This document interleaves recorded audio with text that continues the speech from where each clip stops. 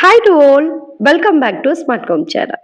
சாமானிய மக்களுக்கும் நடுத்தர மக்களுக்கும் இன்னைக்கு தங்கம் அப்படிங்கிற ஒரு விஷயம் எட்டாக்கனியா வந்து மாறிடுச்சு. ரேட் வந்து ஒரு நாளைக்கு 2 டைம் வந்து ரேட் வந்து ஏறிட்டே இருக்கு. ஸோ குறையிறது அப்படிங்கிறதுக்கான சான்ஸ் இல்ல. மேபி குறைஞ்சாலும் அடுத்த நாளே டபுள் மடங்குல வந்து ஏறிடுது. இப்ப அட் பிரசன்ட் நான் இந்த வீடியோ மேக் பண்ணிட்டு இருக்கிற சமயத்துல 95,200 அபோவ் வந்து தங்கம் வந்து போயிட்டு இருக்கு. ஸோ செய்கூலி சேதாரம் எல்லாம் வந்து நம்ம பார்த்தோம் அப்படின்னா கண்டிப்பா 1,00,000க்கு மேல வந்து நம்மளுக்கு வந்துரும். ஸோ தங்கம் தான் இந்த ரேஞ்சுக்கு வந்து போயிட்டு இருக்கு அப்படின்னு பார்த்தீங்கன்னா, வெள்ளியும் அதுக்கு ஈக்குவலா வந்து ஹை ஆயிட்டே வந்து போயிட்டு இருக்கு. ஸோ லாஸ்ட் 10 டேஸ்க்குள்ளயே வந்து பார்த்தீங்க அப்படின்னா, ஒரு ரூ. 150 வந்து இருந்த ஒரு கிராம் வந்துட்டு இப்போ ரூ. 210 மேல வந்து போற மாதிரி வந்து ஆயிடுச்சு. ஸோ 2மே போட்டி போட்டுட்டு ரேட் வந்து ஹை ஆயிட்டு இருக்கு. இந்த விலை ஏற்றத்துக்கு பின்னாடி ஒரு சர்வதேச காரணங்கள் வந்து இருக்கு. அந்த காரணங்கள் என்ன? தங்கத்துக்கு மாற்றா இப்போ வெள்ளி வந்துட்டு அதிகமா டிமாண்ட் வந்து போயிட்டு இருக்கு. சென்னை போன்ற பெருநகரங்கள்ல வந்து பார்த்தீங்க அப்படின்னா, சில்வர் காயின் அண்ட் பார் வந்து ரொம்ப டிமாண்டா இருக்கு. ப்ரீ புக்கிங் பண்ணுனவங்களுக்கே நெறைய பேருக்கு கிடைக்கல அப்படிங்கிறாங்க. ஸோ அந்த அளவுக்கு அதுல வந்து இன்வெஸ்ட்மென்ட் வந்து நெறைய பேர் வந்து நம்மள மாதிரி நடுத்தர மக்களே வந்து அதிகமா வந்து பண்றாங்க. ஏன் அந்த அளவுக்கு வெளியில வந்து அதிகமா இன்வெஸ்ட்மென்ட் வந்து பண்றாங்க? அதுல பண்றதுனால என்ன மாதிரியான பெனிஃபிட்ஸ் இருக்கு? அப்படிங்கிற எல்லா விஷயத்தை பத்தியும் தான் இந்த வீடியோல நான் உங்ககிட்ட வந்து ஷேர் பண்ணிக்க போறேன். ஸோ இந்த வீடியோ எவ்வளோ லாங் டைம் போகுது அப்படிங்கிறத பார்த்துட்டு பார்ட் 1 அண்ட் 2வா வந்து நான் உங்களுக்கு மேக்ஸிமம் எடிட்டிங்ல வந்து நான் குடுக்குறேன். ஸோ இது எல்லாமே உங்களுடைய ஸ்மால் சேவிங்ஸ்க்கு ரொம்ப ரொம்ப ஹெல்ப்ஃபுல்லா வந்து இருக்கும். ஸோ வீடியோவ ஸ்கிப் பண்ணாம எண்ட் வரைக்கும் பாருங்க. ஸோ உங்களுடைய சேவிங்ஸ்னுடைய ஒரு விஷயத்திலயுமே நம்மளுடைய ஒரு சின்ன சப்போர்ட் இருக்கணும் அப்படிங்கிறதுனால நம்மளுடைய சேனல்ல ஃபர்ஸ்ட் டைம் கிவ் அவே வந்து அனௌன்ஸ்மெண்ட் வந்து நம்ம பண்ணியிருந்தோம். அதுல 3 பெஸ்டான வின்னர்ஸ் வந்து செலக்ட் பண்ணி அவங்களுக்கு சில்வர் காயின் வந்து நம்ம குடுக்குறோம் அப்படின்னு வந்து நம்ம சொல்லியிருந்தோம். ஸோ அவங்களுக்கான சில்வர் காயின் வந்து நம்ம வந்து பர்ச்சேஸ் வந்து நம்ம பண்ணியாச்சு. ஸோ லைவ்ல நம்ம வின்னர்ஸ் அனௌன்ஸ் பண்ணும்போது ஒரு சிலர் வந்து கேட்டிருந்தீங்க, சிஸ்டர் அந்த சில்வர் காயின் வந்து எவ்வளோ அமௌண்ட் வந்து வந்தது அப்படிங்கிற மாதிரி வந்து கேட்டிருந்தீங்க. நான் எடுக்கும்போது வந்து பாத்தீங்க அப்படின்னா 1 கிராம் 210 மேக்கிங் சார்ஜ் அது எல்லாமே சேர்த்து கிட்டத்தட்ட ரூ. 250 ஒரு காயின் வந்து வந்தது. ஸோ இதுதான் காயின். ஸோ சில்வர்ல இன்வெஸ்ட்மெண்ட் இப்போ ரீசன்ட் டேஸா ரொம்ப ஃபெமிலியரா வந்து போயிட்டு இருக்கு. எல்லாருமே வந்து பண்றதுக்கு வந்து ஆரம்பிச்சிட்டாங்க. ஸோ உங்களுடைய சேவிங்ஸ்க்கு ஒரு சின்ன பார்ட் ஆஃப் எங்களுடைய ஒரு கிஃப்ட். ஸோ உங்க 3 பேருக்குமே வந்து வந்துரும். ஸோ 3 பேர் வின்னர்ஸுமே வந்து மெயில் வந்து பண்ணியிருந்தீங்க. ஸோ 3 பேருக்குமே கங்க்ராட்ஸ் எகெயின். அண்ட் உங்களுடைய அட்ரஸ் எல்லாமே சென்ட் பண்ணியிருக்கீங்க. நான் இதை கொரியர் பண்ணின உடனே நான் வந்து உங்களுக்கு அப்டேட் வந்து நான் கொடுத்துருவேன். கொரியர் பண்ணிட்டேன் அப்படிங்கிற அப்டேட் வந்து நான் உங்களுக்கு கொடுத்துருவேன். ஸ்லிப்பும் வந்துட்டு நான் உங்களுக்கு வந்து வாட்ஸ்அப் ஆர் எனிதிங் மெயில் ஏதாவது ஒன்று வந்து நான் பண்ணிடுவேன். ஸோ அப்டேட் வந்து நான் கொடுத்துட்றேன். நீங்க இதை ரிசீவ் பண்ணதுக்கு அப்புறமா அதை வந்து ஒரு video R screenshot photos anything எனக்கு வந்து மெயில் வந்து கண்டிப்பா வந்து பண்ணிருங்க. அப்பதான் கரெக்டான ஒரு பர்சன் கிட்ட ரீச் ஆயிருக்கு அப்படிங்கிறது எங்களுக்கு வந்து கன்ஃபர்மேஷன் வந்து கிடைக்கும். ஸோ இதை வந்து உங்களுக்கு தேவைப்பட்டுச்சு அப்படின்னா வீடியோ கிளிப்ஸா வந்து நான் உங்களுக்கு வந்து ஆட் பண்றேன்.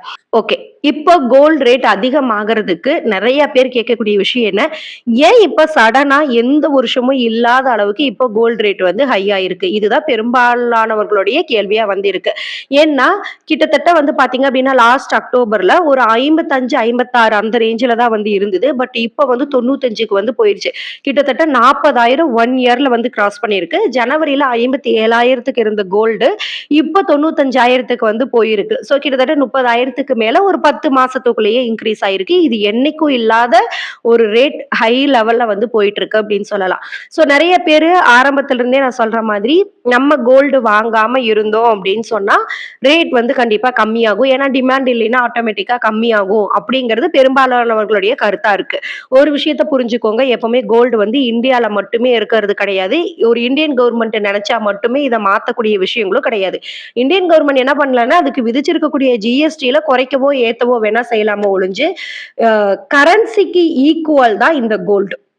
கோல்டு வந்து வேர்ல்டு லெவல் எக்கானமில ஒரு மிகப்பெரிய ஒரு மாற்றத்தை உண்டு பண்ணக்கூடிய கெப்பாசிட்டி வந்து கோல்டுக்கு வந்து இருக்கு. ஓகேங்களா? இது வந்து ஒரு ஸ்டாக் மாதிரி தான். இதை வந்து கரன்சியா நீங்க ஈஸியா வந்து மாத்திக்கிறதுக்கு வந்து முடியும். இப்போ ஒரு எக்ஸாம்பிள் சொல்லணும் அப்படின்னா நம்ம இப்ப ஒரு நாட்டுக்கு வந்து போறோம்னு வச்சுக்கோங்களேன். அங்க கொண்டு போயிட்டு நம்மளுடைய இந்திய ரூபாக்களை வந்து பயன்படுத்துறதுக்கு வந்து முடியாது. ஸோ அங்க ஒரு பர்டிகுலர் ஏஜென்சி இருக்கும். நம்ம அங்க கொடுத்து கரன்சி அவங்களுடைய கரன்சியை நம்ம சேஞ்ச் வந்து நம்ம பண்ணிக்குவோம். நிறைய பிளாக்ஸ்ல இந்த ஃபாரின் ட்ரிப் எல்லாம் போறவங்க பாத்தீங்கன்னா சொல்லுவாங்க. எக்ஸாம்பிளுக்கு விஜய் சித்து பிளாக்ஸ் எல்லாம் வந்து பாத்தீங்க அப்படின்னா ஃபாரின் ட்ரிப் போகும்போது அவங்களே மென்ஷன் பண்ணுவாங்க. இந்த கருவாடு வந்து இவ்வளோ ரேட் போகுது. ஆனா அது இந்தியன் ருபீஸ்க்கு இவ்வளோ ரேட் வந்து வரும் அப்படிங்கிற மாதிரி மென்ஷன் பண்ணுவாங்க. ஸோ லைக் அதே மாதிரி தான் இதுவுமே. நீங்க வந்துட்டு இந்தியன் ருப்பீஸ வேற எங்கேயுமே வந்துட்டு என்ன பண்ண முடியாது. டைரக்ட்டா மாத்துறதுக்கு வந்து முடியாது. எந்த ஒரு பொருளையும் பை பண்ண முடியாது. அப்போ இப்போ வரைக்கும் என்ன நடந்துட்டு இருக்கு அப்படின்னா, நம்ம ஒரு பொருள மத்த நாடுகள் இன்னொரு நாடுகள் கிட்ட இருந்து வாங்குது அப்படின்னா, அத டாலரா தான் கன்வெர்ட் பண்ணி வாங்கிட்டு இருக்காங்க. அந்த டாலர்னுடைய அதிகப்படியா சர்வதேச லெவல்ல பொருளாதாரத்துல முன்னிலையில இருக்கிறது யாருன்னு பார்த்தீங்கன்னா, அமெரிக்க நாடுகள். ஸோ அமெரிக்க நாடுகள் கிட்ட தான் தங்கமும் அதிகமா இருக்கு. டாலர்னுடைய மதிப்பும் அதிகமா இருக்கு. இப்போ அமெரிக்கா நெறைய நாடுகள் மேல வர்த்தக போர் வந்து பண்ணிட்டு இருக்கு. டாலர்னுடைய மதிப்புமே படிப்படியா குறையறதுக்கு வந்து ஆரம்பிச்சிருக்கு. ஸோ கரன்சி லெவல்ல டாலர் தான் இருக்கு அப்படிங்கறதுனால இப்ப பிரிக்ஸ் கூட்டமைப்பு நாடுகள்னு ஒண்ணு இருக்கு. சோ இந்த பிரிக்ஸ் என்ன பண்ணுது அப்படின்னா, எப்படியாவது இந்த டாலர்னுடைய மதிப்பை கண்ட்ரோல் வந்து நம்ம பண்ணணும். ஒரு நாட்டுக்கு இன்னொரு நாட்டுக்கு இடையிலான வர்த்தகங்கள் வந்து ரொம்ப பெரிய லெவல்ல வந்து பாதிப்பை வந்து ஏற்படுத்தும். எக்கானமிக் லெவல்ல அவங்களால டெவலப் வந்து ஆக முடியாது. சோ இந்த டாலர்னுடைய அமெரிக்காவினுடைய ஆதிக்கத்தை குறைக்கணும் அப்படின்னா நம்ம டாலர்னுடைய மதிப்பை குறைக்கணும். இந்த பிரிக்ஸ் நாடுகள் எல்லாமே கூட்டமைப்பு என்ன பண்ணுது அப்படின்னா, அப்போ டாலருக்கு ஈக்குவலான ஒரு கரன்சியா மாத்தக்கூடிய ஒரு ஸ்டாக் எது? கோல்டு. கோல்டு வந்து வேர்ல்டு லெவல்ல எல்லாத்தையுமே நம்ம கரன்சியா மாத்திக்க முடியும்.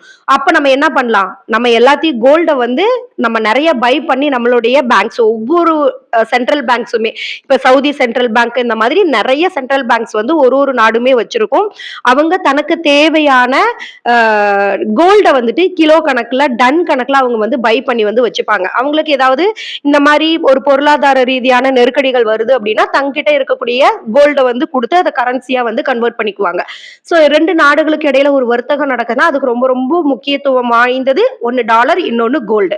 சோ இப்ப டாலரை நம்ம டம்மி பண்ணணும்னா கோல்டுல நம்ம அதிகமா இன்வெஸ்ட்மெண்ட் பண்ணணும்னு சொல்லிட்டு இப்ப ரீசெண்டா அதிகப்படியான எப்பவும் இல்லாத அளவுக்கு டன் கணக்குல வாங்கி சென்ட்ரல் பேங்க்ஸ் வந்து நிறைய வாங்கி வந்து ஸ்டாக் வந்து உள்ள வந்து வச்சிருக்காங்க. சோ இதுதான் இப்போதைக்கு போயிட்டு இருக்கக்கூடிய ஒரு விஷயம். சோ இந்த ரீசன்ஸ்னால தான் எப்பவும் இல்லாத அளவுக்கு கோல்டு ரேட் வந்து ரொம்ப ரொம்ப ஹை லெவல்ல வந்து போயிட்டு இருக்கு. சோ இப்ப இது வந்து நார்மலா நம்மள மாதிரி இருக்கக்கூடிய மக்கள் பை பண்ற ஜுவல்ஸ்னாலயோ இல்ல கோல்டு பார்ஸ் அண்ட் காயின்ஸ்னாலயோ அல்லது இண்டஸ்ட்ரி ரிலேட்டடா இன்வெஸ்ட்மெண்ட் பண்ணக்கூடிய பிசினஸ் மேன்ஸ்னாலயோ இந்த ரேட் வந்து போகல. உலக நாடுகளே இதுல அதிகப்படியான இன்வெஸ்ட்மெண்ட் வந்து பண்ணிட்டு இருக்கிறதுனாலதான் போகுது.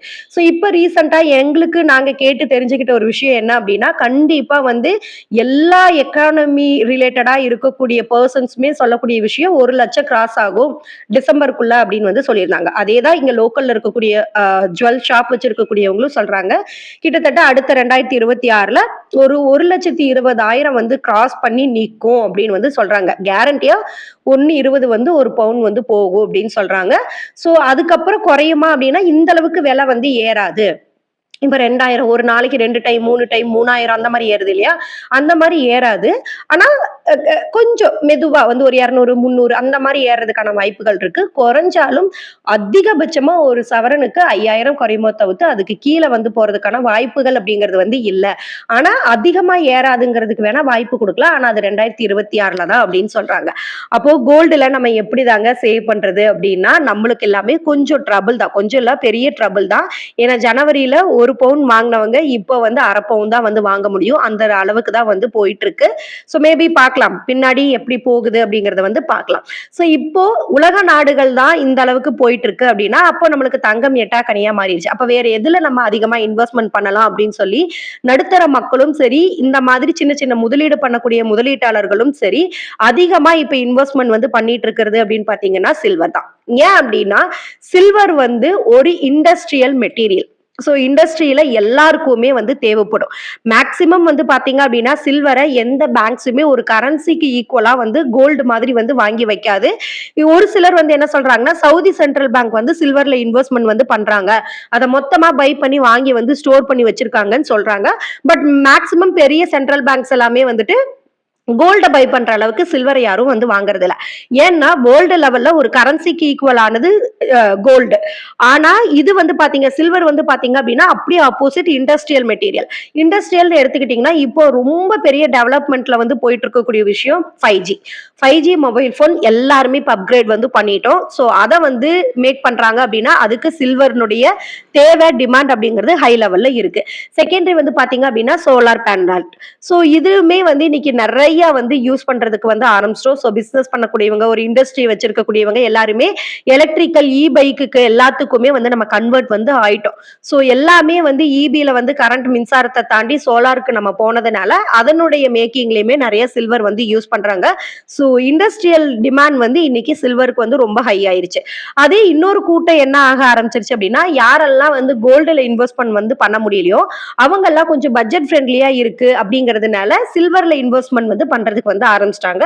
ஸோ இதுல வந்து பாத்தீங்க அப்படின்னா ஒரு சவரன் வாங்குற இதுக்கு நம்ம சில்வர்ல 1 கிலோவே வந்து வாங்கிடலாம். அதனால நம்ம ஏறும்போது வித்துக்கலாம் அப்படிங்கறதுனால இன்வெஸ்டரும் நிறைய வந்து ஆயிட்டாங்க. ஸோ இப்ப வந்து சில்வர்னுடைய ஆதிக்கம் தான் அதிகமா வந்து போயிட்டு இருக்கு. ஒரு சிலர் இது வந்து பிரைஸ் வந்து டிராப் ஆகும் அப்படின்னு சொல்றாங்க. ஆனா எப்பவும் வெள்ளி வந்து பாத்தீங்கன்னா எந்த அளவுக்கு ஹை ரேட்ல போகுதோ அதே அளவுக்கு டிராப்பும் ஆகும். ஆனா இந்த டைம் அந்த மாதிரி வந்து ரொம்ப விலை சரிவு அப்படிங்கிறது வந்து வராது அப்படின்னு சொல்லியிருக்காங்க. அதுவுமே நம்ம பொறுத்திருந்து பார்த்தாதான் தெரியும். ஏன்னா சில்வர்ல வந்துட்டு நான் வந்து இப்ப நியூவா தான் இனிஷியலா ஸ்டார்ட் பண்றேன். ஸோ நிறைய பேர் வந்து ரொம்ப வருஷம் வந்து பண்ணிட்டு இருப்பாங்க. அவங்களுக்கு நிறைய விஷயங்கள் வந்து தெரிஞ்சிருக்கும். ஒருவேளை வீடியோ பார்த்துட்டு இருக்கிற நீங்க ரொம்ப வருஷமா சில்வர்ல இன்வெஸ்ட்மெண்ட் வந்து பண்றீங்க அப்படின்னா மறக்காம கமெண்ட்ஸ்ல வந்து உங்களுடைய தாட்ஸ் ஷேர் பண்ணிக்கோங்க.